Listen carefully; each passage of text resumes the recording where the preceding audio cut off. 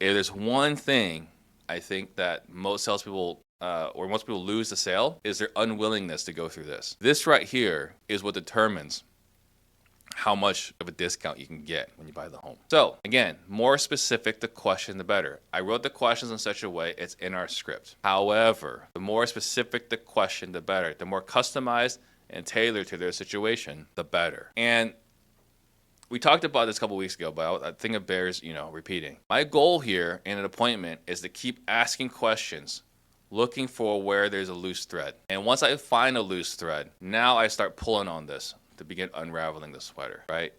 So we have to figure out where the problem is, and we keep asking questions and making positive assumptions until they give us something to work with. And once they give us something to work with, now we're pulling and pulling and pulling. And we don't stop pulling until they're super emotional, where their eyes are watering, their heads on their arms and their shoulders are heaving.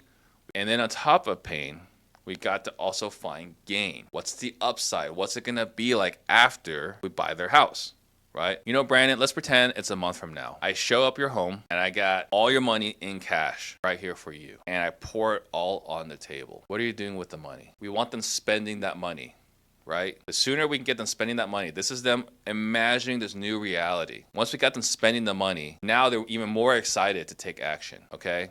We're helping them craft a story to get them to sell themselves on us. So what are you doing with the money? What's the first check you're writing? And if you want to get better at sales, make sure you click on the link in my bio.